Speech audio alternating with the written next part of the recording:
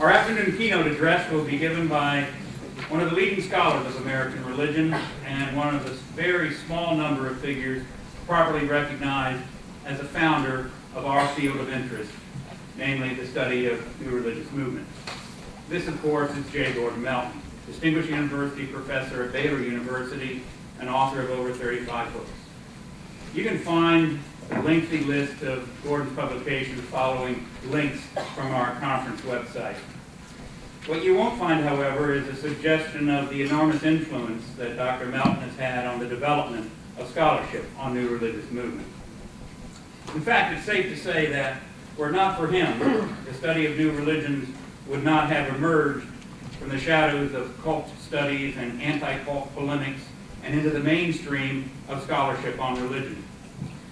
Truly a scholar of global significance, it's my pleasure and honor to present distinguished university professor J. Gordon Melton.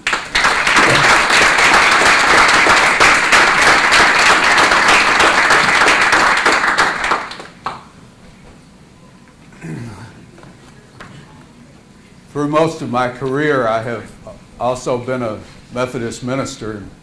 Whenever I would preach, I would always have the congregation stand up and sing a song right before I spoke so I could be sure they were awake, especially if it was in the afternoon after lunch.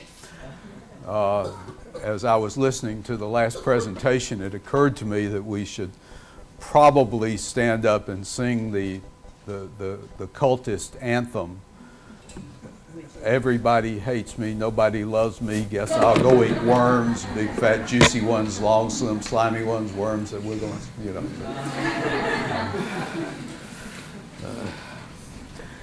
This afternoon I want to speak to some of the more overarching issues that the conference has been aimed at least the ones that were presented to me when Dale asked me to speak. I also want to assume, rather than spend a lot of time discussing the definition of globalization. In general, we have thought of globalization as an economic term, the power of the market to override political boundaries. But as we apply it to issues of culture and religion being an aspect of culture, it has to do with the modern overpowering of political boundaries by the flow of culture.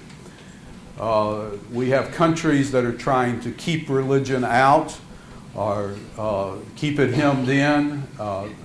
Religion tends to flow across the boundaries set by governments very, very freely. We're seeing this most obviously in China now, where China has become a major exporter of religion, and Chinese religion is growing globally. And religion is coming into China in spite of the government's best efforts to keep it out. During the past generation, Western societies have, religiously speaking, gone through a traumatic shift in consciousness, a result of real dramatic changes in the shape and structure of the religious community. The foundation for those changes resulted from World War II and the significant improvements in communication and transportation, not to mention the progress in medical treatment. The losses in people during the war were followed by a massive increase in population. But returning to religion, the changes caused by the mass movement of refugees and others simply seeking economic and social gain, and the resulting movement of religious ideals, beliefs, and practices, that is, the globalization of culture, led to a radical increase in religious pluralism and a mixing of spiritual information of a kind rarely seen in the past. For those of us studying new religious movements, the trauma of the change was punctuated by the so-called cult wars of the 1980s, in which the anxieties of so many new and unfamiliar and untested religions were popping up everywhere. And just as religious people in the older, more familiar religions behave badly sometimes, so occasionally people in the new religions behave badly. Gurus hit on their female followers. Leaders misused funds. Believers used religion to cover a variety of illegal actions, from distributing drugs to bypassing immigration laws, and on a couple of occasions even mass murder. Just as the child abuse scandal has severely affected the reputation of the Roman Catholic Church, So the few badly behaving new religious leaders damaged the public image of those religions which were, unlike the Catholics, the least able to defend themselves. That being said, having moved beyond the cult wars in most of the West, the question of the hour becomes, how do we understand the role of these diverse new religions, especially in this globalized world in which we live? What is it that actually constitutes a new religion? The definitional problem is a very real one, but one which most students of the subject have run. We began this field of study back in the 1970s with a very clear definition. Cults were small, ephemeral, mystical groups with charismatic leaders. But one by one, we discarded the elements of that original definition because it failed to function.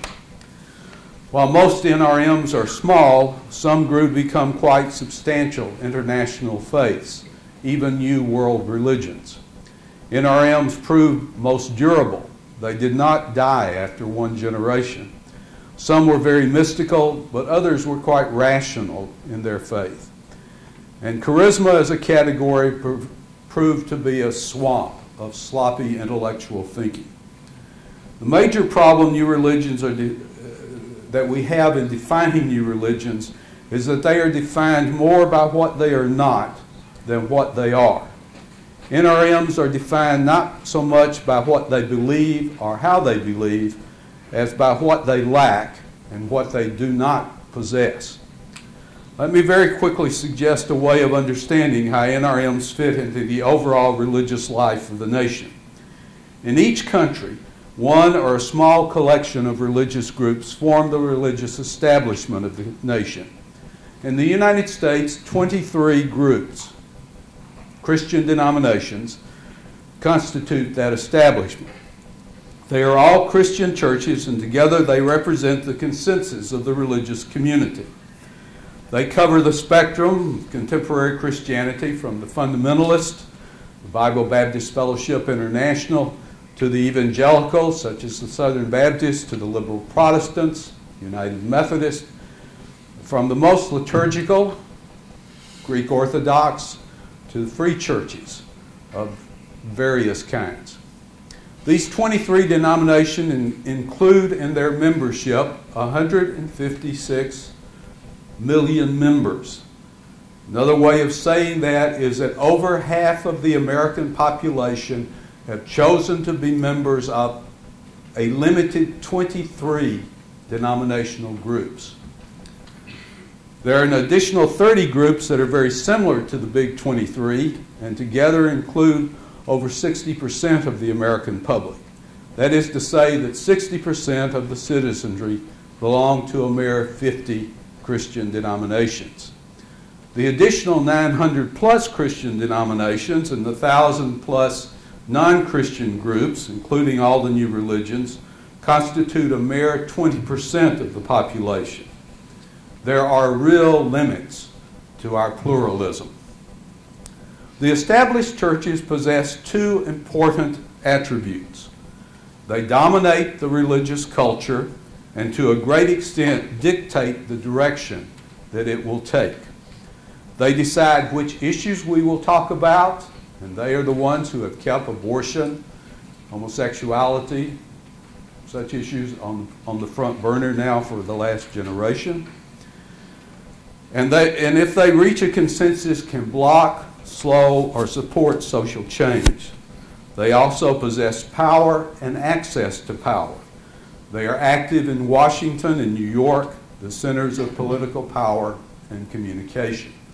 That is, all 23 of those denominations and most of the additional 30 have major offices and headquarters support in New York and Washington. The 900 other Christian denominations, the ones we generally call the sects, look very much like the Big 23 or the Big 50 as it were. They share the same dominant religious culture but represent various levels of dissent in that culture. They consider their varied ideas important enough to withdraw from the larger groups. In their withdrawal, they separate themselves from the access to power that characterizes the larger churches. They remain culturally aligned but lose their social alignment. The non-Christian groups, most notably the Buddhists, the Hindus, and the Muslims, are groups have a completely different religious culture. They will never be culturally aligned to the religious establishment in the United States. They are playing a very different religious game. However, somewhere else on the globe, Taiwan, India, Pakistan, Saudi Arabia, they are aligned. They are the religious establishment back home. And that status has some carryover. They gain some social alignment in this country, in this kind of globalized world, because of their status back home. So we can begin to speak of another category of religious groups which are socially aligned to the religious establishment, even as they are culturally alienated. The million Indo-Pakistani Muslims in the U.S. play a role in this country's ongoing relations with Pakistan and have access in Washington as part of their larger role in U.S.-Pakistani relations.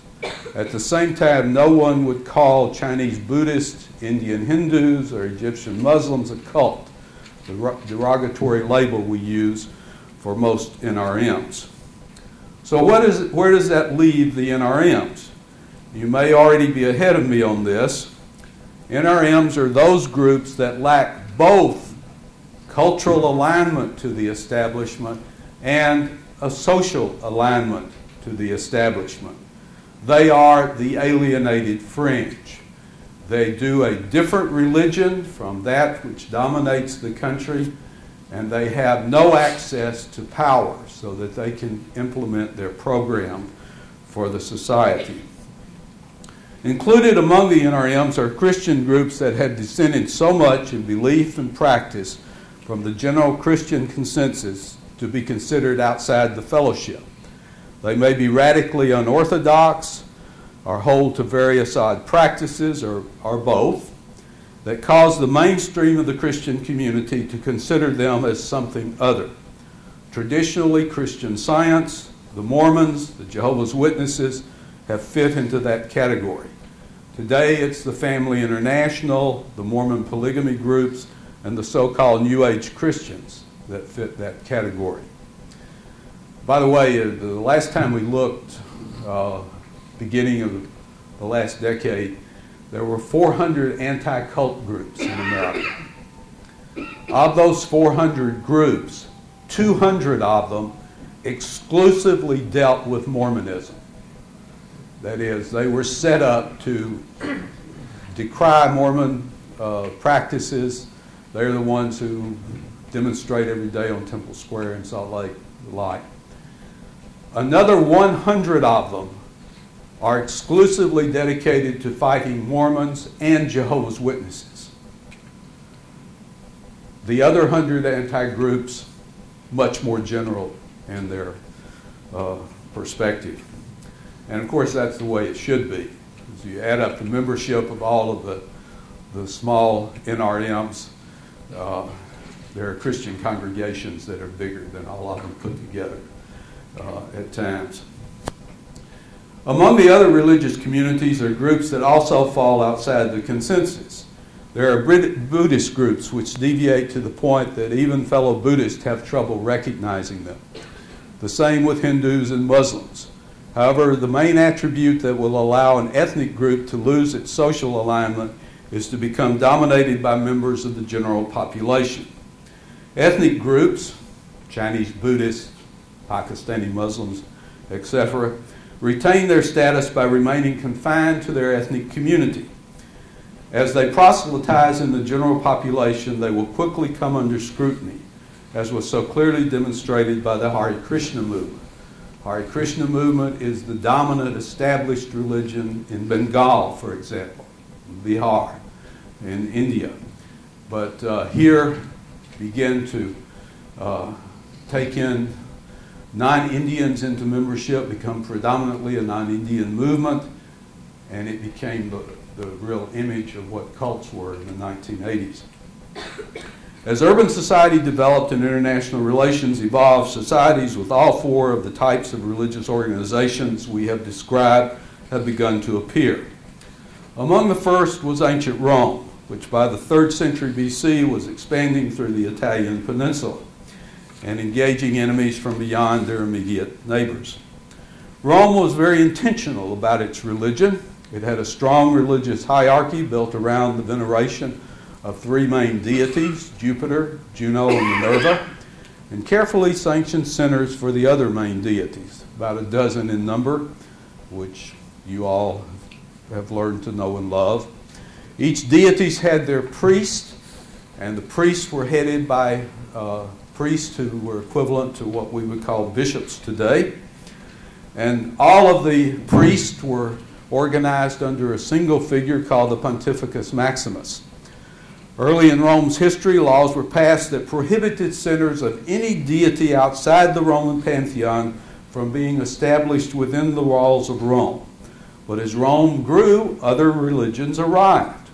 They came with foreign ambassadors and visitors. They were brought by slaves taken to Rome as booty. They arrived with retiring soldiers who had converted while serving abroad. And they came with missionaries who targeted the Roman population for proselytization. Possibly the first NRM to appear in Rome was brought by the powers that be. It was the Cybele cult.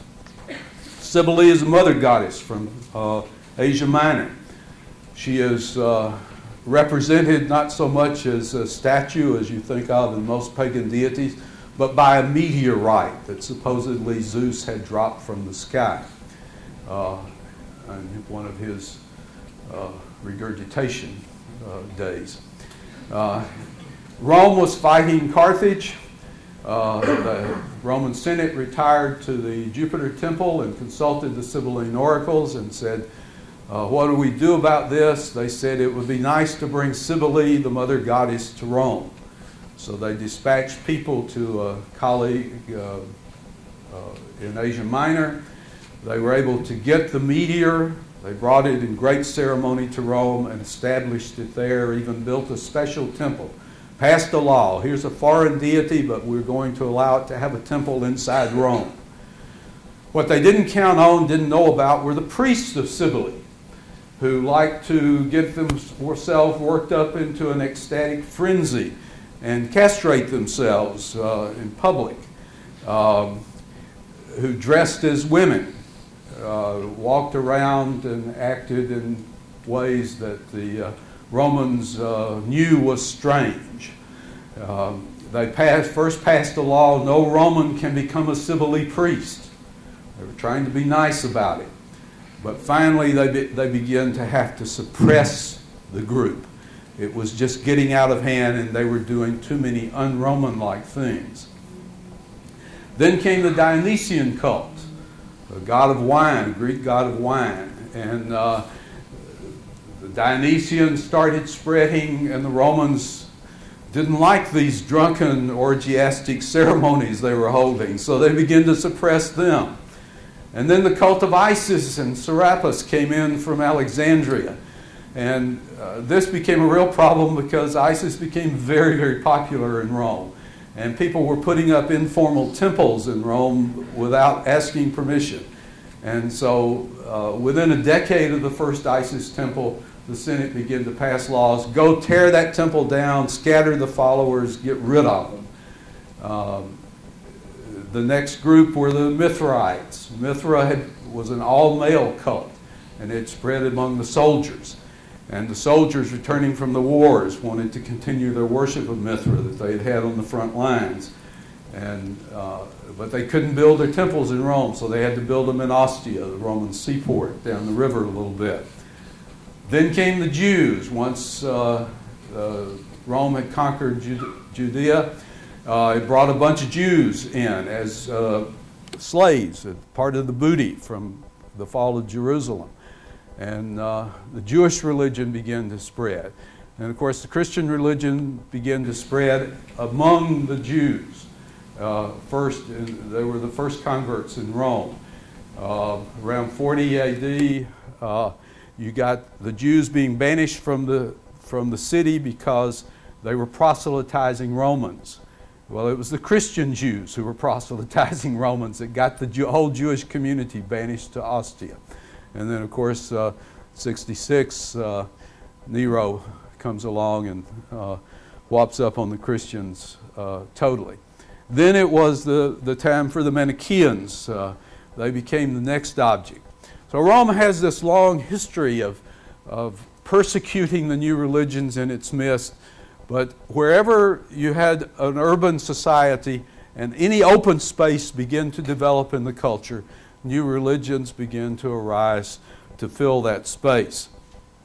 And thus, when Rome went Christian, it had a practice of dealing with new religions that was had been set over a 300 or 400 year period before they took control.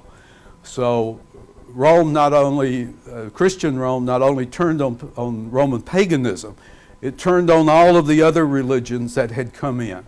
So it began to also suppress ISIS and suppress the Manichaeans. And in the 4th century, there's a whole set of new laws that come in to do that. What has changed in the modern world is the growth of the culture of religious freedom and an expansion of what governments will tolerate as illegitimate religion. That is a relatively recent development that begins and has gradually spread since the 18th century. It appears to be one of the more positive remnants of Western colonialism that becomes embodied in the international law beginning with the Universal Declaration of Human Rights in 1948. We can see the reorganization of religious communities in the major urban centers around the world, large cities being the place where religious diversity is most focused. A mere generation ago, we could point to only a few cities, most notably Los Angeles and London, as home to the radical diversity we now see across the U.S. and Western Europe. But we see it now on every continent. The names of the group within each of the 4 categories we have outlined change, but each is there. In Calcutta, Hindus are at the top with a spectrum of sects and ethnic religions and a variety of NRMs. In Kuala Lumpur, the Muslims have a slight majority with strong ethnic-based Buddhist, Hindu, and Christian groups. In Hong Kong, we have a fascinating situation with a predominantly Buddhist community, a strong Christian minority related to the old colonial establishment, and as broad a spectrum of the world's religions as you could imagine. Not only is the whole spectrum of Asian Buddhists present, Tibetan, Japanese, Theravada, Korean, but all of the other world religions have a viable presence. Sikh, Taoist, Confucianist, Jewish, Hindu, Western esoteric, Zoroastrianism, even humanist. All are there. But here we have groups that test the patient. But even here, we have groups that test the patience of the ruling powers, most notably Falun Gong. Falun Gong emerged at the end of the 90s in China. After the incident in Tiananmen Square, they were totally suppressed. When I first started going to China in 2001, there were 3 articles on Falun Gong every day in the newspaper. It's down to about 1 a week now, and there is no visible presence of Falun Gong, which had developed into quite a large religion within China. But in Hong Kong, Falun Gong is visible. It is there whenever a religious issue arises that might affect religious freedom in Hong Kong, and they have the open access to the society. They have an office right on Nathan Road in Kowloon, which makes them quite visible. Iguandao, Chinese religion that developed in the 1800s, found disfavor as it emerged in the 30s. The old Chinese Republic didn't like it. The new Maoist groups didn't like it, and they were basically outlawed. Many of them came to Taiwan. They are now the single largest religion in Taiwan, larger than the Buddhist community, certainly larger than the Christian community. But they were outlawed until the 1970s. Under martial law, they were a group that were officially suppressed, but now have spread to the United States. There's about 15 divisions of them, and one of their groups has moved their international headquarters to Southern California. True Buddhist School, a really interesting group. This is a Chinese group that does Tibetan Buddhism. It's now in about 20 countries. The Buddhist community regularly will publish articles in newspapers and wherever they can denouncing the group because of its unorthodox practice and the fact that its leader doesn't have standard ordination from a Chinese Buddhist group. And Supreme Master Ching Hai is another new religion in Hong Kong that has spread globally. It's all across the United States. I suspect that there's a chapter here in town if you search for it. They don't give addresses, only telephone numbers, so you have to work to get in touch with them when, apart from their periodic programs.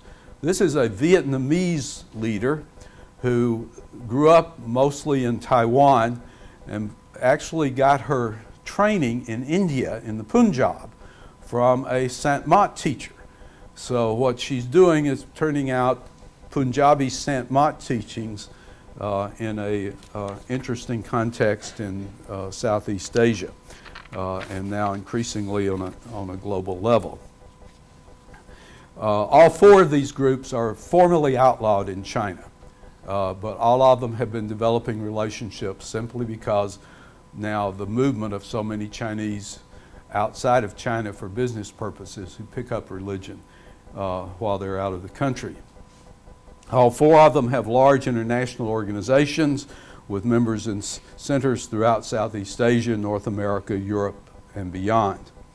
In Hong Kong, you would find all of the major new religions we have come to know and love in the United States, including Scientology, the Hare Krishna movement, the Family International, the Unification Church, the Brahma Kumaris, the Soka Gakkai International, Satya Sai Baba, etc.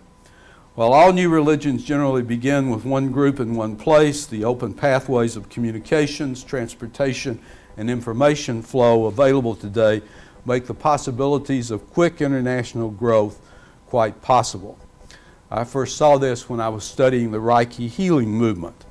Reiki is a movement that developed in Japan in the early part of the 20th century. It remained confined to Japan for a generation, and then in the form of one devotee jumped to Hawaii and was being taught in Hawaii for another generation. Then in the 1970s it came to North America and Western Europe. In another decade it permeated the rest of the world, including Hong Kong, and returned to Japan, with Western practitioners setting up centers in Reiki's home country. The insight to carry away from the study of NRMs in Hong Kong is that while each location will have its unique collection of NRMs, a number of them have become global international institutions that will show up in most of the world's major urban centers. When we refocus our attention to the local situation, the Tampa metropolitan area, what we have learned about the new religions in general can be applied to get a handle on the present scene outside this hall. We can find the representative congregations of all of the big 23 established churches and most of the 30 smaller ones, hundreds of sectarian Christian congregations, and a modest community of Jewish synagogues, Muslim mosques, Buddhist temples, and Hindu mandirs. If we skip over these groups, we can then focus on the NRMs, and before we even begin to do our research, we can know a few things about Tampa's new religions. We note that many of the more successful of the NRMs have centers here. The Unificationists, the Hare Krishna, the Falun Gong, Theosophy, Satya Sai Baba, Sehaj Yoga, TM. The great majority of NRMs will be local centers of larger regional, national, or international movements. Tampa has its own peculiar selection of NRMs, with several groups being uniquely successful. Tampa is unique because of the historical success of spiritualism and the present success of Scientology and the several Afro-Caribbean groups. In most cities, these groups have a presence, but not anything like their presence here. But even here, one has to go looking for these NRMs, none of which begin to approach the support of the Baptist, Methodist, or Roman Catholics. In fact, we hear about them primarily when they have a problem, and their lack of alignment with the local culture and local power source land them on the front page of the newspaper. That is, Roman Catholics get in trouble in Florida. 9 times out of 10, you'll never hear about it because they have the power to suppress newspaper coverage. Scientology gets in trouble, you'll hear about it 3 times because even as big as they are in the area, they don't have the power to keep themselves off the front page when they don't want to be there. We can expect to find some uniquely local centers, and such is the case among the more interesting being the Church of Metaphysical Christianity, which is unique to the Tampa Bay area. Several branches of the Liberal Catholic Church are located here and nowhere else in the country. And the local Wiccan covens and neo-pagans are, like most neo-pagan groups, fairly small and fairly locally based, and they are unique to the scene. The NRM scene is the most fragile element of the religious community and can be counted on to change much more rapidly than the more established majority religious community. NRMs may fade away or in their success change their status. We have seen several prominent NRMs change their status radically in the last decade. For example, in the 1980s, the image of what a cult was the Hare Krishna. Whenever you had an article about cults, there would always be a picture of the Hare Krishna doing kirtan on the street. They were very photogenic, and they became the symbol of what an unpopular religion was all about. The Hare Krishna never had more than 5,000 total converts. 2,500 before the founder died and 25 afterwards. But they had great success in weaning to their movement Indian converts, people from basically northeastern India who came here who were already Krishna devotees, and Hare Krishna temple, the local Hare Krishna temple was the most like what they had at home. So while there were 5,000 white Americans basically who became Krishna devotees, 40,000 Indians affiliated with the movement. And today, of the around 50,000 Hare Krishna members, overwhelmingly they are from India. The whole movement is now an ethnic Indian movement, well integrated into the larger Hindu community in America, and so they have dropped out of the lists of cult groups. The last Hare Krishna temple I went to was in New Orleans. I remember going there in the 80s, and it was a vibrant temple, had 100 devotees there serving dinner every Sunday night. We went there on Sunday night this past summer. There were about 70 people there, 5 Anglos. All the rest were from South India. The movement has changed its status. Soka Gakkai, inconvenient truth for American Buddhists. There are about 1 million American Buddhists in the country. Of them, 1 in 3 is a member of Soka Gakkai. They are the only Buddhist group that is spread fairly evenly across the country so that every part of the country will have a representative Soka Gakkai group. This is a group that was the image of what a cult was in Japan. After the gassing incident by the Aum Shinrikyo in Japan, the government began to pass anti-cult legislation, and all of it was directed not at Aum Shinrikyo, which by that time had already been destroyed, but was directed at Soka Gakkai. That went on for about 4 years. And then at the end of the 1990s, all of a sudden a new election occurred. The Soka Gakkai was hated because it had entered the electoral system with its own political party, and it was sort of like the Green Party in Europe. It's very, very small, but in a close election, it turned out they held the balance of power. For the government to stay in power, they needed the Komitai, which was the Soka Gakkai votes in the parliament. They worked out a coalition government, and overnight, in 1999, Soka Gakkai went from being the most despised religion in Japan to a vital part of the Japanese Buddhist religious establishment. I remember it so well because I was doing a program at the Parliament of Religions in South Africa that year, and we counted on the Soka Gakkai being present and being part of our program, and they pulled out on us at the last minute because of the changes that had taken place in Japan. And all of a sudden, the anti-cult literature on Soka Gakkai just faded away. Soka Gakkai became part of the establishment. That we can know so much about a community like Tampa, which relative to new religions is far from the major focus of studies, is indicative of the globalized nature of the modern religious community, in which denominational networks become more important than national networks, and religious ideas move freely along the international pathways, as well as the dynamic nature of the religious community that participates in the changes of a dynamic society. Thank you.